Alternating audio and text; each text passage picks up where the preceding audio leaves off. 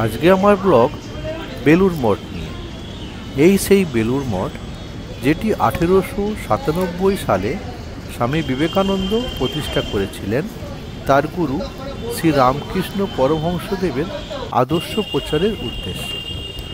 এই বেলুড় মঠ হল রামকৃষ্ণ মঠ ও রামকৃষ্ণ মিশনের প্রধান কার্যালয়।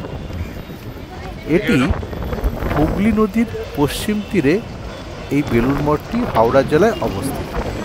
তো চলুন আজকে আমার সাথে দ্য এক্সপ্লোরার সিদ্ধার্থের সাথে বেলুড় মঠ দর্শন করতে।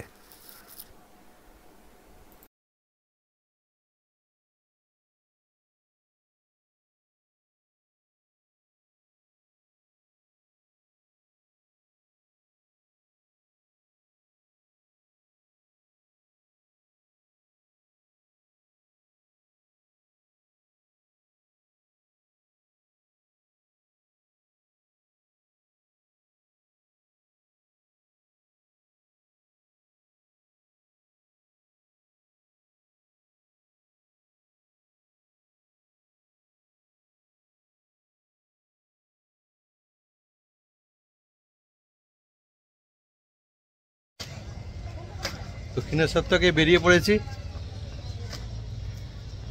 এবার বাঁ দিকে রয়েছে বেলুড়ের ঘাট, বেলুড় যাবার ঘাট। তো এই ঘাট পেরিয়ে আপনাকে নদী পথে বেলুড় যেতে হবে। তো ওইদিকেই যাচ্ছি। এই যে বাঁ দিক ডান দিক করে অনেক দোকান রয়েছে, পুজো ঢালির দোকান, বিভিন্ন পুজোর সামগ্রীর দোকান রয়েছে। তো আমরা দেখতে দেখতেই এগিয়ে যাচ্ছে এর দিকে। চলুন, এখন বাজে বিকেল 3:30। খেয়া পেয়ে যাব, খেয়ে পেয়ে আগে তারপর যাওয়া যাবে। চলুন এগোই। দক্ষিণেশ্বর থেকে বেলুড় মঠ যাওয়ার ঘাট যেটা রয়েছে সেদিকে যাওয়ার পথে ডান দিকে একটি আশ্রম দেখতে পেলাম। তো গেট খুলে আমি ভিতরে ঢুকে পড়লাম। চলুন দেখি কি রয়েছে।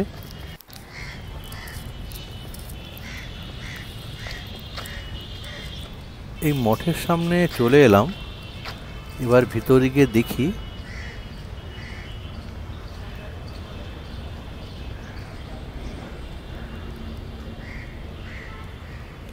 রামকৃষ্ণ দেবের একটি বিগ্রহ রয়েছে এখানে,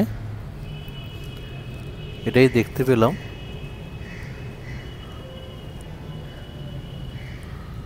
এটি বেলুড় মঠের আন্ডারেই হবে।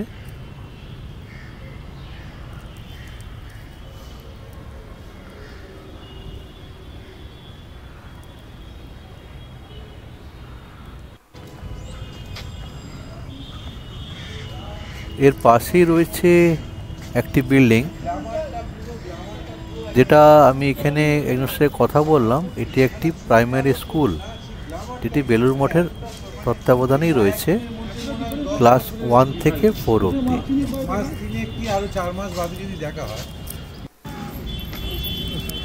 এবার বেলুড় মঠের ঘাটের দিকে আমি যাচ্ছি। ডান দিকে একটি কালী মায়ের মন্দির রয়েছে একদম রাস্তার উপরে, এটা দর্শন করে নিলাম। আরেকটি রয়েছে রাধাকৃষ্ণর মন্দির, একদম যাওয়ার পথেই পড়ে, এটাও দর্শন করে নিলাম।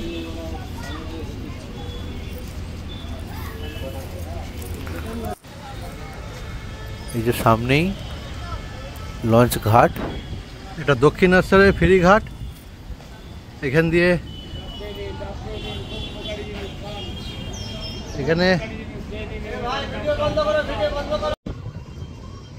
এখন দক্ষিণেশ্বর ঘাট থেকে বেলুড় মঠের দিকে যাচ্ছি। এই লঞ্চ ঢুকবে 4টের সময়। এই 4টে খেয়াটা ধরে বেলুড় মঠ যাব। তো এখন ব্রিজের উপর দিয়ে যাচ্ছি।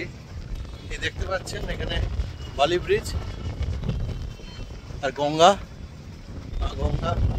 এখন জোয়ারের সময় প্রচুর জল। এখান থেকে আপনার খেয়া করে বেলুর মঠ পৌঁছতে 15 থেকে 20 মিনিট লাগে, আর পার হেড ভাড়া পড়ে 11 টাকা। এই বেলুর মঠ আগে আমি অনেকবারই এই বেলুর মঠে এসেছি, আজকেও চললাম বেলুর মঠের দিকে। এই যে বালি ব্রিজ দেখতে পাচ্ছেন আপনারা, মানে এই যে বেলুর মঠে দক্ষিণেশ্বর থেকে যে বেলুর মঠ যাওয়ার যে লঞ্চে করে যাওয়ার যে সৌন্দর্য, এটা খুব অসাধারণ লাগে আমার তো অসাধারণ লাগেই। এখন অনেক লম্বা লাইন পড়ে গেছে, লঞ্চ এখনও আসেনি, তাই আমরা ওয়েট করছি। এখান থেকে দেখুন দক্ষিণেশ্বর মন্দিরের ভিউটা দেখা যাচ্ছে দূর থেকে। বেলুর মঠের সন্ধ্যা আরতি শুরু হয় তখন কটা বাজে, তখন এই 6টা সাড়ে 6টার মধ্যে শুরু হয়ে যায়। কিন্তু সমস্যাটা হচ্ছে কি, এখানে 7:30টার পর আর লঞ্চ চলে না ফেরার জন্য, সেই জন্য আরতিটা দেখা একটু সম্ভব হয়ে ওঠে না। আর আমাকে আজকেও সম্ভব হবে না, আমাকে ফিরে আসতে হবে, এই রুট দিয়ে আমাকে দক্ষিণেশ্বর হয়ে ফিরতে হবে। আমি আগে আরতি দেখেছি, তখন আমি বাসে করে, আপনারা যদি আরতি দেখতে চান, তা আরতি দেখে যদি ফিরতে চান, তাহলে আপনাকে আরতি দেখে বাস ওখানে বেলুর থেকে বাস ধরে হাওড়া এসে তারপর আমরা ফিরতে পারবেন। কিন্তু আমি তো লঞ্চ ধরে ফিরবো, তো এই জন্য আজকে হয়তো আমার দেখা হবে না। এই যে বেলুর মঠের লঞ্চ ঢুকছে বেলুর মঠ যাওয়ার ঘাটে, চলুন আমরা লঞ্চে করে যাবো। লঞ্চে উঠে পড়েছি, এবার বেলুর মঠের দিকে যাব। এই যে লঞ্চে সব সবাই উঠে পড়েছে, লঞ্চ ছেড়ে দিয়েছে এখন। এই যে দেখুন একটা ফ্যামিলি তার বাড়ির গোপালকে নিয়ে এসেছে, বেলুর মঠে নিয়ে যাচ্ছে। গোপালকে কি সুন্দর জামা প্যান্ট পরিয়ে সঙ্গে করে নিয়ে এসেছে, পুরো ফ্যামিলির সবাই রয়েছে। এবার বেলুর মঠ ঘাটে লঞ্চ ঢুকছে, এবার নামতে হবে। নেমে সামনেই, এখান থেকে হেঁটে একদম সামনেই বেলুর মঠ পড়বে। এই যে নেমে পড়েছি বেলুর মঠ ঘাটে।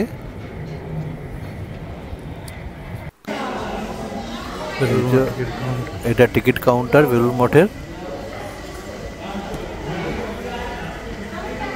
এখান থেকে টিকিট কেটে আবার লঞ্চ ধরে দক্ষিণেশ্বর হয়ে ফেরা যাবে। এটা বেলুর মঠ যাওয়ার রাস্তা।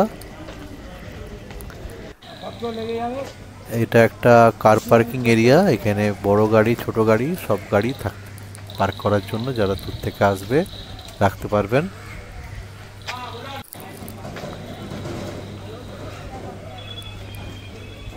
এটা বেলুর মঠের গেট। এই যে লঞ্চ থেকে নেমে এখন বেলুর মঠের দিকে যাচ্ছি। এখানে 4টের সময় খুলে যায়, দুপুর টাইমটা বন্ধ থাকে। তো এখন বাজে 4:20, তো ঠিক টাইমেই পৌঁছে গেছি। এবার যাই, কিছুটা হাঁটতে হবে, চলুন যাই দেখি।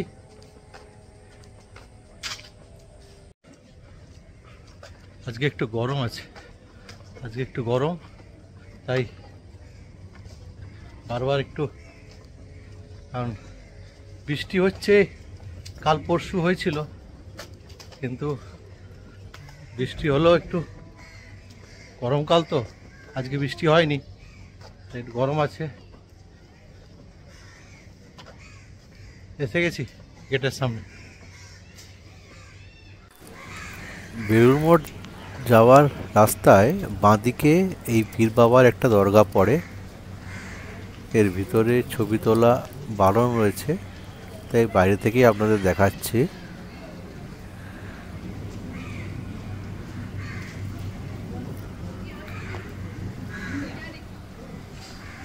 চলুন এবার যাব।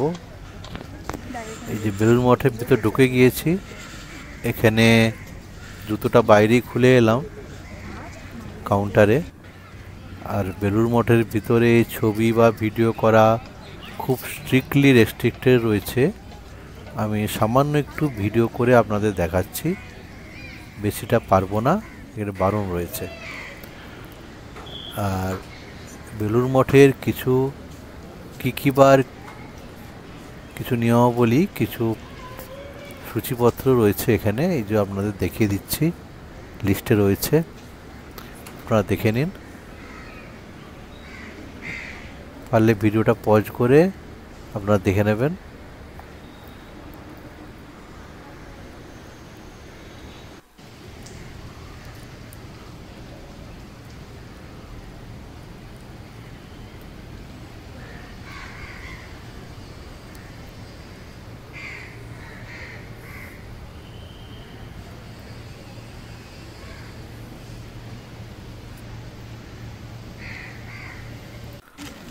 এই যে বাঁ দিকে দেখতে পাচ্ছেন, এটি একটি বুক স্টল। এখানে বেলুড় মঠ বিভিন্ন লেখকের বই রয়েছে, পাওয়া যায় এখানে। আপনারা এখান থেকে কালেকশন করতে পারেন। বিভিন্ন ছবিও রয়েছে, বেলুড় মঠের স্বামীজির ছবি, রামকৃষ্ণদেবের ছবি, আপনারা নিতে চাইলে এখানে নিতে পারবেন। বেলুড় মঠের সাইডে এরকম কিছু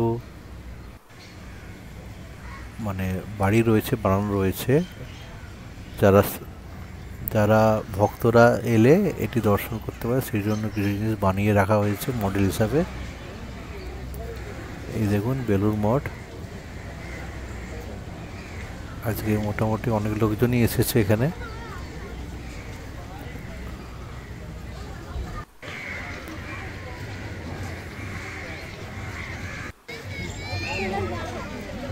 বেলুড় মঠ থেকে মা গঙ্গা,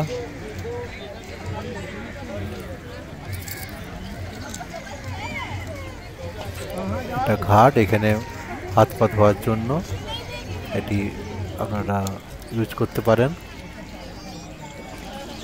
এই বেলুড় মঠ যারা কলকাতা থেকে আসবে তারা হাওড়া থেকে ট্রেন ধরে বেলুড়ে নেমে বা বালি থেকেও আসতে পারবেন, আর না হলে দক্ষিণেশ্বর থেকে এলে লঞ্চ ঘাট করে বেলুড় মঠ আসতে পারবেন।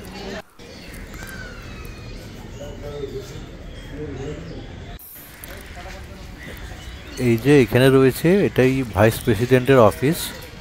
যারা যারা ওনার সাথে দর্শন করতে চান, কথা বলতে চান, এই যে সময়সূচি দিয়ে রাখলাম, এই সময়সূচি দেখে আপনারা ওনার সাথে দেখা করতে পারবেন। এই টাইম দেখে নিন আপনারা। এই যে দূরে দেখতে পাচ্ছেন, এটি স্বামীজির মন্দির, এখানে স্বামীজির বিগ্রহ রয়েছে এখানে। এই যে রামকৃষ্ণ মিশন বিদ্যা মন্দির, এটি বেলুড় মঠের আন্ডারে এটা রয়েছে। এটা Kolkata university affiliated, university of Kolkata. আর এই যে এটা দেখতে পাচ্ছেন, এটা রামকৃষ্ণ মিশন স্বামী বিবেকানন্দ ইউনিভার্সিটি, এর আন্ডারে অনেক কোর্স রয়েছে, আপনারা যোগাযোগ করতে পারেন। তো আজ এটাই, আপনারা সবাই ভালো থাকবেন, নমস্কার।